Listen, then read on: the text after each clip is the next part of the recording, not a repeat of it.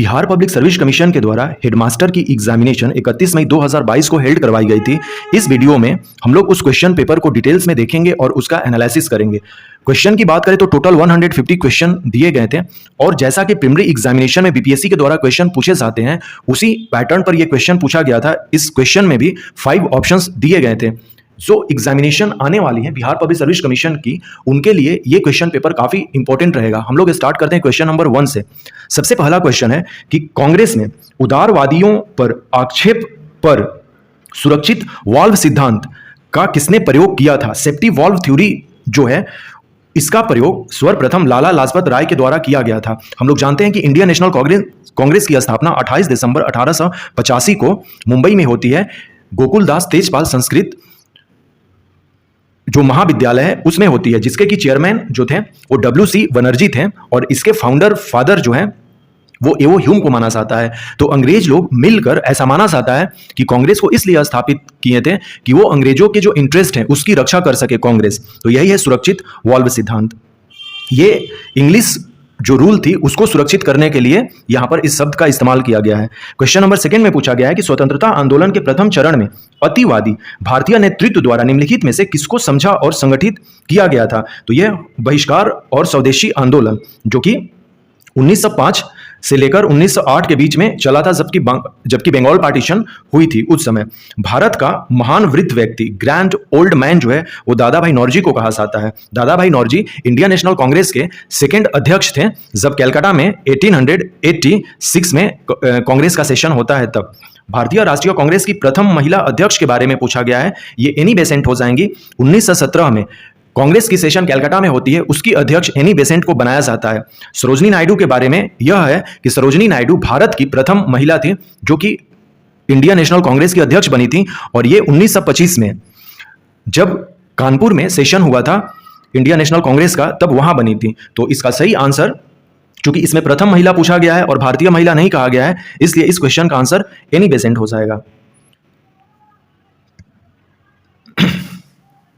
Next question number 5। Cripps प्रस्ताव को एक टूटते हुए बैंक पर वाद की तिथि का चेक के रूप में किसने वर्णित किया था? तो यह महात्मा गांधी जी ने कहा था क्रिप्स मिशन को, और क्रिप्स मिशन जो है 1942 को इंडिया में आया था। बांटो और छोड़ो का नारा मोहम्मद अली जिन्ना ने दिया था। सविनय अवज्ञा आंदोलन जो कि 1930 से लेकर 34 के बीच में चली थी, यह लाहौर अधिवेशन 1929 में इसको प्रारंभ करने का निर्णय लिया गया था और लाहौर अधिवेशन 1929 काफी फेमस है, जिसके की अध्यक्ष पंडित जवाहरलाल नेहरू को बनाया गया था। Question number 8। भारत के विभाजन को प्रथम बार माउंटबेटन योजना के द्वारा स्वीकार किया गया था, जिसे कि 3 जून प्लान भी कहते हैं। माउंटबेटन प्लान को 3 जून प्लान कहते हैं। 3 जून प्लान 1947 में आया था, जिसमें पहली बार यह बताया गया कि अब भारत जो है वो विभाजित होगा, एक जो रूप होगा उसका पाकिस्तान कहा जाएगा। किस घटना के दौरान वंदे मातरम गीत एक धार्मिक मंत्र बन गया? तो बंगाल विभाजन जो कि 1905 में हुआ था और वंदे मातरम जो है यह बंकिम चंद्र चटर्जी द्वारा लिखी गई एक प्रसिद्ध गीत है हमारे भारत के लिए, और यह आनंद मठ जो किताब है बंकिम चंद्र चटर्जी की उसमें लिखा गया है। Question number 10। किसकी अध्यक्षता के अंतर्गत मार्च 1940 में रामगढ़ में भारतीय राष्ट्रीय कांग्रेस का 53वां अधिवेशन हुआ था? तो ये थे मौलाना अबुल कलाम आजाद, और यह जब 1940 से हुए तो 1946 तक यही अध्यक्ष बने रहे और फिर इसके बाद जेबी कृपलानी आते हैं 1946 में चुनकर।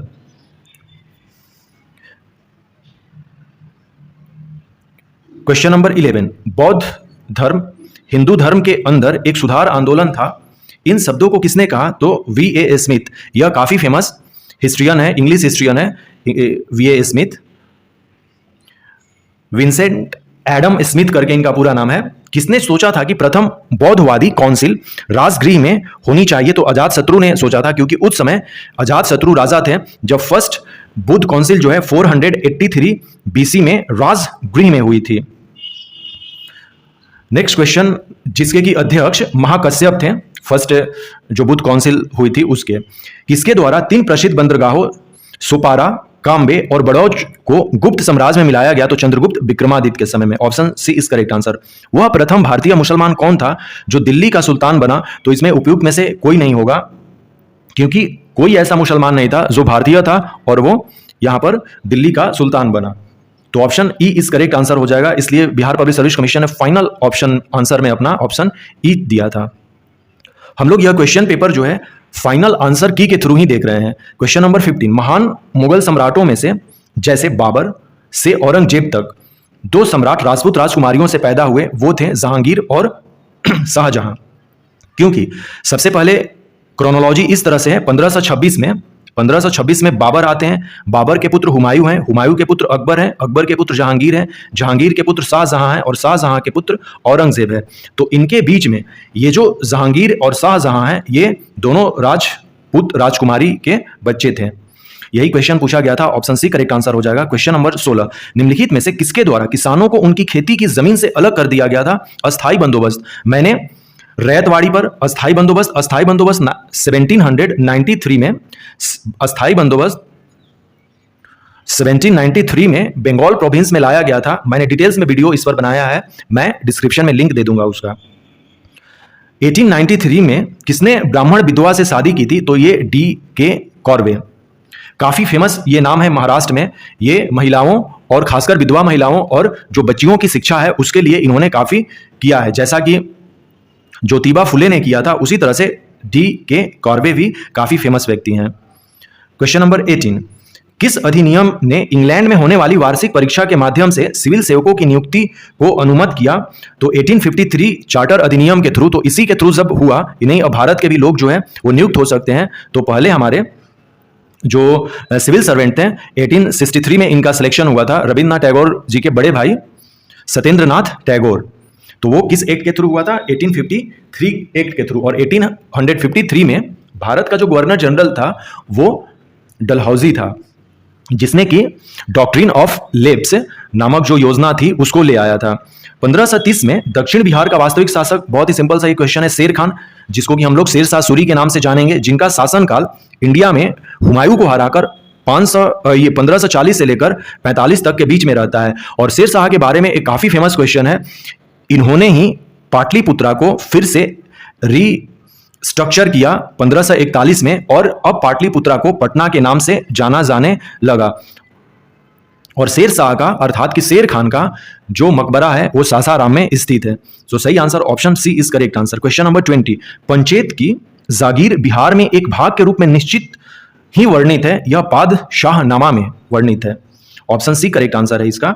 किस भारतीय फिल्म अभिनेता को 2021, यह करंट से रिलेटेड है, अमिताभ बच्चन हो जाएगा, इसका उत्तर प्रदेश हो जाएगा। 2025 के लिए यह मलेरिया उन्मूलन हम लोगों ने टारगेट किया कि हम 2025 तक हम लोग मलेरिया को उन्मूलन कर देंगे। यह करंट से रिलेटेड क्वेश्चन है, यह भी करंट से है, ये ऑप्शन ए इसका सही हो जाएगा। यह कर्णम मलेश्वरी हो जाएंगी प्रथम कुलपति, इनको दिल्ली एयरपोर्ट यूनिवर्सिटी का नियुक्त किया गया है। ये सब करंट अफेयर से है। हम लोग जो नेक्स्ट एग्जामिनेशन अपनी होने वाली है प्रीलिमिनरी एग्जामिनेशन, तो उनके लिए हम अपना करंट अफेयर पढ़ेंगे। ये भी करंट अफेयर का है, ये पणजी है, इसका ऑप्शन ए है। बिहार में इथेनॉल जो उत्पादन नीति संवर्धन नीति 2021 आई थी, इसमें सब्सिडी का जो प्रावधान है 5 करोड़ का है। ये नीरज चोपड़ा ने 87.58 मीटर फेंका था भाला, जिसमें कि इनको स्वर्ण पदक मिला था। और यह कारनामा जो है नीरज चोपड़ा ने 7 अगस्त को किया था। और 7 अगस्त एक ऐसा डेट है अपने इंडिया में जिस दिन हम लोग हैंडलूम डे मनाते हैं, हैंडलूम डे, हथकरघा दिवस 7 अगस्त को सेलिब्रेट करते हैं। ये सब करंट के क्वेश्चन है। नेक्स्ट क्वेश्चन नंबर 32 भी करंट का है, ये भी करंट का है, ये भी G20 से रिलेटेड करंट का है, ये भी करंट का क्वेश्चन है। 35 क्वेश्चन नंबर 36 भी करंट का ही क्वेश्चन माना जाएगा। लेकिन ये जो क्वेश्चन है अब स्पेसिफिक जो टीचर से रिलेटेड है वो कुछ क्वेश्चंस देखेंगे। तो जो स्पेसिफिक टीचर वाले क्वेश्चन है उनका हम लोग यहाँ पर डिटेल्स में चर्चा नहीं करेंगे। हम लोग जो जनरल स्टडीज के क्वेश्चन है उनको डिटेल्स में चर्चा करने की कोशिश करेंगे। जैसे ये टीचर से रिलेटेड क्वेश्चन है कि एक बच्चे की सामाजिक शिक्षा वास्तव में शुरू होती है जैसे ही वह जन्म लेता है, यह इसका आंसर हो जाएगा। एक शिक्षक वास्तव में तब तक नहीं पढ़ा सकता जब तक कि वह स्वयं सीख नहीं रहा है। विशेष रूप से व्यक्त किया गया यह दृष्टिकोण है, रविन्द्रनाथ टैगोर ने शिक्षा के बारे में और शिक्षक के बारे में ऐसा कहा था। शिक्षा और राष्ट्रीय विकास, जो शिक्षा आयोग है 1964-66 रिपोर्ट का शीर्षक था शिक्षा और राष्ट्रीय विकास, ये भी उसी से रिलेटेड है। स्वामी विवेकानंद ने निम्नलिखित में से किस अवधारणा पर बल दिया था? मानव निर्माण शिक्षा पर इन्होंने बल दिया था। ये सारे जो क्वेश्चन है ये सब शिक्षक से रिलेटेड क्वेश्चंस हैं। ये भी जो क्वेश्चंस हैं शिक्षक से रिलेटेड हैं। जैसे यहां पर एक क्वेश्चन है कि भारतीय संविधान का कौन सा अनुच्छेद प्राथमिक स्तर पर मातृभाषा में शिक्षा देने की बात करता है, वकालत करता है? आर्टिकल 350 ए के द्वारा। तो ये हमें जाननी जरूरी थी। ये पुस्तक काफी इंपॉर्टेंट है, द लाइफ डिवाइन, यह अरविंदो घोष के द्वारा लिखी गई थी। बच्चा परम ब्रह्मांड का एक अभिन्न अंग है, यह आदर्शवाद का दृष्टिकोण है। यह भी टीचर से रिलेटेड क्वेश्चन है, तो ऑप्शन डी करेक्ट आंसर है। क्वेश्चन नंबर 53, निम्नलिखित में से कौन सा पाठ योजना में एक केंद्रीय बिंदु है? तो विद्यार्थी सेंटर में होता है। शरीर के अंगों के प्रसार को किस नाम से जाना जाता है? वृद्धि। संज्ञात्मक प्रक्रिया के अध्ययन का क्षेत्र है संज्ञात्मक मनोविज्ञान। ये सब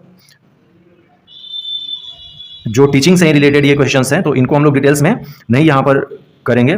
जैसे यहां पर एक क्वेश्चन है कि सार्वभौमिक बुद्धि के मॉडल में कितने सार्वभौमिक क्षमताएं शामिल हैं? तो 20।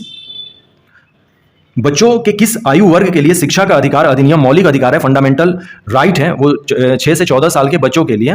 और हम लोग जानते हैं कि इसके लिए आर्टिकल फंडामेंटल जो है आर्टिकल 21A में इसको जोड़ा गया है।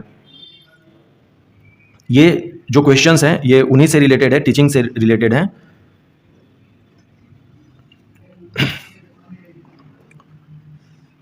जैसे निम्नलिखित में कौन सा कारक समाजीकरण का विरोध करता है? तो असुरक्षा। ये सारे क्वेश्चंस वो हैं, तो जो कैंडिडेट हैं वो देख सकते हैं इन सारे क्वेश्चंस को आंसर के फॉर्म में। लेकिन हम लोग जनरल स्टडीज वाले क्वेश्चंस को ये करेंगे। जैसे 10+2+3 जो पैटर्न है ये कोठारी आयोग के थ्रू आया था। 45 घंटे शिक्षा का अधिकार अधिनियम जो 2009 में आया था, शिक्षक के लिए प्रति सप्ताह कम से कम कितने न्यूनतम घंटे को निर्देशित करता है? तो 45 घंटे, यानी कि 7 दिनों में कम से कम 45 घंटे उन्हें वर्क करना चाहिए। जो जे कृष्णमूर्ति हैं, जिनका नाम जिद्दू कृष्णमूर्ति है, किसने कहा था? ये स्टेटमेंट इन्होंने दिया था कि केवल बच्चे को बहुत सारी जानकारी देना, उसे परीक्षा उत्तीर्ण कराना शिक्षा का सबसे बुद्धिहीन रूप है। ये जिद्दू कृष्णमूर्ति के द्वारा कहा गया स्टेटमेंट है। भारतीय संविधान का कौन सा अनुच्छेद किसी भी व्यक्ति को कानून के समक्ष समानता और कानून के समान सुरक्षा प्रदान करता है? तो आर्टिकल 14 जो है वो कहता है ये इक्वालिटी बिफोर लॉ। ये बातें कही गई हैं और हम लोग जानते हैं कि हमारे पास 6 फंडामेंटल राइट्स हैं जो कि आर्टिकल 12 से लेकर 35 के बीच में लिखे गए हैं, जिसमें कि आर्टिकल 14 से लेकर 18 के बीच में राइट टू इक्वालिटी की बात कही गई है, यानी कि समानता का अधिकार जो है वो आर्टिकल 14 से 18 के बीच में कहा गया है। तो ये सही आंसर अपना ऑप्शन बी करेक्ट आंसर हो जाएगा। ये सारे क्वेश्चंस टीचिंग से रिलेटेड है। 86 से जो क्वेश्चन नंबर है ये मैथ्स और रीजनिंग से स्टार्ट हो रहे हैं। यह एक मैथ्स का क्वेश्चंस, साथ ही प्रत्येक छात्र 2 से कम खेल खेलना पसंद करते हैं, तो कितने साथ फुटबॉल खेलना पसंद करते हैं? ये भी एक मैथ्स का क्वेश्चन माना जाएगा। इसका आंसर 5 है। ये रीजनिंग का क्वेश्चन है कि QNK और यहाँ पर जो साइन है व्हाट का, इसके जगह पर क्या होगा? तो H होगा। लुप्त अक्षर को इसमें सजाना था। हम लोग मैथ्स और रीजनिंग वाला भी जो है अभी आंसर देख लेते हैं इसका। जैसे क्वेश्चन नंबर 87 का ₹13 और 17 होगा, ये फिल करना था इसको।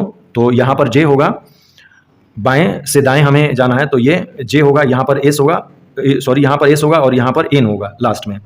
ऑप्शन ए करेक्ट आंसर है। इसका ऑप्शन बी है, इसका भी ऑप्शन बी करेक्ट आंसर है। क्वेश्चन नंबर 93 का C है, 97 का भी C है, 94 का भी C है और 98 का D है, 95 A है इसमें। तो ये मैथ्स और रीजनिंग के क्वेश्चंस और उसके आंसर हैं। अब यहां से साइंस के कुछ क्वेश्चंस हैं। क्वेश्चन नंबर 106, यहां से अब डिटेल्स में जनरल स्टडीज के क्वेश्चन मिलेंगे। कौन सा गलत है? कौन सा गलत है पूछा गया था। तो मिश्र धातु 2 या 2 से अधिक धातुओं का विषम मांगी मिश्रण है, तो ऐसा नहीं है, ये गलत स्टेटमेंट है, इसलिए अपना जो सही आंसर है वो ऑप्शन बी ही हो जाएगा। ब्लीचिंग पाउडर का रासायनिक नाम कैल्शियम ऑक्सीक्लोराइड, इसे याद करना होगा इस तरह के जो भी केमिकल्स नेम है, तो ऑप्शन ए करेक्ट आंसर हो जाएगा। निम्नलिखित में से कौन सा रासायनिक परिवर्तन है? कौन सा रासायनिक परिवर्तन है? खाना बनाना भी रासायनिक परिवर्तन है, भोजन का पचना भी रासायनिक परिवर्तन है, पानी का जमना यह फिजिकल है, यह केमिकल नहीं है, पानी का गर्म किया जाना यह भी फिजिकल है। 2 केमिकल है, इसलिए यहां पर उपयुक्त में से एक से अधिक हो जाएगा। ए और बी दोनों यहां पर सही है, तो हमारा ऑप्शन ई हो जाएगा इसमें। गाजर का रंग जो है नारंगी क्यों होता है? तो कैरोटीन के चलते होता है, option B is correct answer. इस तरह के क्वेश्चन पूछे जाते हैं, जैसे कि गाजर का रंग नारंगी क्यों होता है, सेब का रंग किसके थ्रू होता है, टमाटर का रंग किसके थ्रू होता है, ये सारे क्वेश्चंस पूछे जाते हैं। प्रोटोप्लास्ट क्या है? तो पादप कोशिका और कोशिका भित्ति ये है। कौन सा हार्मोन मानव शरीर में रक्त कैल्शियम और फॉस्फोरेट को नियंत्रित करता है? तो parathyroid hormone, option D is correct answer. पति का ब्लड ग्रुप ए है और पत्नी का बी है, तो उनके बच्चे का ब्लड ग्रुप क्या हो सकता है? तो ए भी हो सकता है, बी भी हो सकता है, ए बी भी हो सकता है, या ओ भी हो सकता है। इन चारों में से कोई भी हो सकता है, इसलिए ऑप्शन अपना डी यहां पर करेक्ट आंसर हो जाएगा। कौन सा मेरुदंडीय प्राणी अंग केवल ऑक्सीजन युक्त रक्त प्राप्त करता है? तो पलीहा, option C is correct answer. Question number 114, मानव कान श्रव आवृत्ति परिसर है 20 हर्ट्ज से लेकर यहां पर 20 किलो हर्ज होता है, तो यहां पर 20,000 लिख दिया है, तो किलो का मतलब 1000 होता है, तो इसलिए option C is correct answer. Blackboard काला लगता है क्योंकि किसी भी रंग को परिवर्तित नहीं करता है, ऑप्शन ए करेक्ट आंसर। साबुन का बुलबुला किसके कारण रंगीन दिखता है? तो व्यक्तिकरण, ऑप्शन बी करेक्ट आंसर। पानी की बूंदें तैलीय सतह पर नहीं चिपकती क्योंकि चिपकने वाले बल की कमी के कारण, option A correct answer. 118 number का जो है इंद्रधनुष बनने का क्या कारण है? तो पानी के बूंदों द्वारा सूर्य के प्रकाश का अपवर्तन और परावर्तन दोनों के चलते जो है वो रेनबो होती है, इसे याद करना होगा, अपवर्तन और परावर्तन। निम्नलिखित में से कौन सा प्रयास का उदाहरण नहीं है? तो दही, ऑप्शन सी करेक्ट आंसर। निम्नलिखित में से कौन सी सिरका संरचना है? तो पानी में एसिटिक एसिड का 5 से 8% घोल, option D correct answer. Question number 121, भौगोलिक क्षेत्र जो कि वर्ग किलोमीटर की दृष्टि से बिहार का सबसे छोटा जिला जो है वो शिवहर है। बिहार का जो सबसे छोटा जिला है वो शिवहर है, और सबसे बड़ा जिला जो है वो अपना वेस्ट चंपारण है एरिया वाइज में। शेखपुरा सेकंड नंबर पर है, फर्स्ट नंबर पर नहीं है एरिया वाइज में। यदि पॉपुलेशन की बात करें तो पॉपुलेशन में शेखपुरा नंबर 1 पर है, सबसे कम पॉपुलेशन शेखपुरा में है, और एरिया सबसे कम शिवहर की है। और हम लोग ये भी जानते हैं कि शिवहर का जो सेक्स रेशियो है, शिवहर का जो है डेंसिटी जो है बिहार में सबसे ज्यादा है, डेंसिटी जो है वो सबसे ज्यादा शिवहर का ही है। क्वेश्चन नंबर 122, बिहार के निम्नलिखित जिलों में से किस जिले में धारवाड़ चट्टानें नहीं पाई जाती हैं? तो कैमूर में नहीं पाई जाती है, जबकि नवादा, जमुई और गया में धारवाड़ चट्टानें पाई जाती हैं, और धारवाड़ चट्टानें जो है खनिज के लिए काफी फेमस हैं। और हम लोग जानते हैं कि धारवाड़ एक जिला भी है कर्नाटका में जो उसी के नाम से लिया गया है, धारवाड़ चट्टानें। बिहार के निम्नलिखित वन जीव पक्षी अभ्यारण्यों में से भौगोलिक क्षेत्र वर्ग किलोमीटर में यह पूछा गया है, क्योंकि क्षेत्र के बारे में पूछा गया है तो वो स्क्वायर किलोमीटर में होगा ही, कि दृष्टि से कौन सा सबसे बड़ा है पूछा गया है, तो Kaimur, option B is correct answer. Bihar के निम्नलिखित प्रशासनिक प्रभागों में से किसके पास सबसे कम जिले हैं? तो भागलपुर। हम लोग जानते हैं कि हमारे बिहार में टोटल 38 जिले हैं, 9 डिवीजन में बटे हुए हैं, तो भागलपुर जो डिवीजन है इसमें केवल 2 जिले हैं, एक है भागलपुर और एक है बांका, तो ये सबसे छोटे जिले हो गए। एरिया वाइज में देखें तो सबसे ज्यादा बड़ा तिरहुत है जिसके पास 6 जिले हैं, पटना जो डिवीजन है उसके पास भी 6 जिले हैं, और मुंगेर जो डिवीजन है उसके पास भी 6 जिले हैं। तो हमारे पास 9 डिवीजन में 3 ऐसे डिवीजन हैं जिनके पास 6-6 डिस्ट्रिक्ट हैं। एक है तिरहुत डिवीजन जो सबसे बड़ा है एरिया वाइज में, दूसरा है पटना डिवीजन, और तीसरा है मुंगेर डिवीजन, और सबसे कम भागलपुर डिवीजन में है कि इसके पास 2 ही डिस्ट्रिक्ट हैं, एक है भागलपुर और एक है बांका। तो सही आंसर अपना ऑप्शन ए हो जाएगा। क्वेश्चन नंबर 125, निम्नलिखित देशों के जोड़ों में से कौन सा जोड़ा पर्वतीय सीमा सबसे लंबी है? तो चिली और अर्जेंटीना की जो है वो सबसे लंबी हो जाएगी। जब हम लोग मैप पे देखेंगे तो इसको फाइंड कर सकते हैं। क्वेश्चन नंबर 126, किस क्षेत्र और देश निम्नलिखित जोड़ों में से कौन सा जोड़ा सही सुमेलित नहीं है पूछा गया है? तो मकाऊ चीन में नहीं है। निम्नलिखित में से किस क्षेत्र में प्रवाल भीति नहीं पाई जाती है? खंबत की खाड़ी जो है उसमें नहीं पाई जाती है। यदि मैं इंडिया का मैप कुछ जो साउथ इंडिया वाला बनाऊं तो इस तरह से बनेगा अपना। ये जो पोर्शन है जो प्रवाल भीति है 4 जगह मिलेगी। ये है रण ऑफ कच्छ, यहां पर मिलेगा। ये है खंबत की खाड़ी, यहां पर नहीं मिलेगा। ये खंबत की खाड़ी है, यहां पर नहीं मिलते हैं। लक्षद्वीप प्रवाल भीति है यानी कि कोरल रीफ। ये जो एरिया है गल्फ ऑफ मन्नार, यहां पर है प्रवाल भीति, और ये अपना अंडमान निकोबार है, यहां पर है। 4 जो साइट है वो कोरल रीफ के लिए जाना जाता है, रण ऑफ कच्छ, लक्षद्वीप, मन्नार की खाड़ी और अंडमान निकोबार द्वीप समूह में। खंबत की खाड़ी में नहीं होंगे जो अपने कोरल रीफ से नहीं पूछा गया था, तो खंबत की खाड़ी सही आंसर हो जाएगा। क्वेश्चन नंबर 128, सुरंग और जुड़ने वाले स्थानों के निम्नलिखित जोड़ों में से कौन सा जोड़ा सही सुमेलित नहीं है? तो जो जिला जो है यह कारगिल और लेह को नहीं जोड़ता है, option D is correct answer, इसका सही हो जाएगा। निम्नलिखित भारतीय राज्यों में से किस राज्य में मान्यता प्राप्त स्टार्टअप का प्रतिशत सर्वाधिक है? तो महाराष्ट्र में, option C is correct answer हो जाएगा इसका। क्वेश्चन नंबर 130, निम्नलिखित में से कृषि की कौन सी प्रविधि भारत में चाय, कॉफी और रबर के उत्पादन के लिए अपनाई जाती है? तो वाणिज्यिक, option D is correct answer. Sukanya Samriddhi Yojana बालिकाओं के लिए है, एक छोटी बचत योजना है जिसमें कि छोटी बालिकाएं जो हैं जिनका जन्म होता है उनका बैंक में खाता खोला जाता है। निम्नलिखित में से कौन सी एक संसद की सबसे बड़ी समिति है? तो प्राक्कलन समिति, जहां पर कि 30 मेंबर होते हैं प्राक्कलन समिति में, और लोकसभा के ही मेंबर होते हैं यहाँ पर। क्वेश्चन नंबर 133, गोलकनाथ बनाम पंजाब राज्य जो है ये मौलिक अधिकारों से रिलेटेड है। बिहार राज्य के प्रथम मुख्यमंत्री श्री कृष्ण सिन्हा, जिनको कि श्री कृष्ण सिंह के भी नाम से जाना जाता है। Option A is correct answer. Bihar के जो प्रथम गवर्नर थे वो थे जयराम दौलत राम। क्वेश्चन नंबर 138, संयुक्त बैठक जो है वो आर्टिकल 108 के द्वारा होती है, और प्रेसिडेंट के द्वारा ऑर्डिनेंस जो है वो आर्टिकल 123 के द्वारा होती है। अगर पंचायत का विघटन होता है तो चुनाव 6 महीने के अंदर में हो जानी चाहिए। सर्वोच्च न्यायालय ने किस केस में कहा कि निजता का अधिकार मौलिक अधिकार है? तो justice K S. Puttaswamy case. Option D correct answer है इसमें। क्वेश्चन नंबर 138, संविधान सभा की प्रांतीय संविधान समिति के अध्यक्ष कौन थे? तो सरदार वल्लभ भाई Patel. Option A correct answer.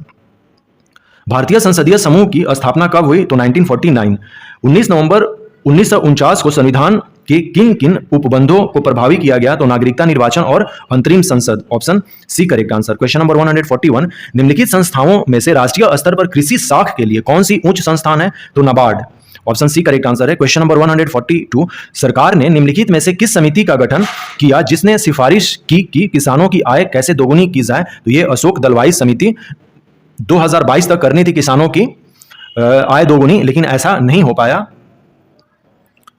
आत्मनिर्भर भारत योजना का स्तंभ जो है अर्थव्यवस्था भी, आधारभूत संरचना, तकनीकी भी है और जानकी भी, इसमें से एक से ज्यादा हो जाएगा, इसलिए ऑप्शन ई को चूज किया गया है। भारतमाला परियोजना का मुख्य केंद्र बिंदु जो है वो माल ढुलाई एवं यात्रियों की गति की दक्षता का अनुकूलन करना है, तो ऑप्शन ए करेक्ट आंसर हो जाएगा। क्वेश्चन नंबर 145, औद्योगिक नीति संकल्प जो 1948 में था ने प्रस्तावित किया किसको? मिश्रित अर्थव्यवस्था। Option D correct answer.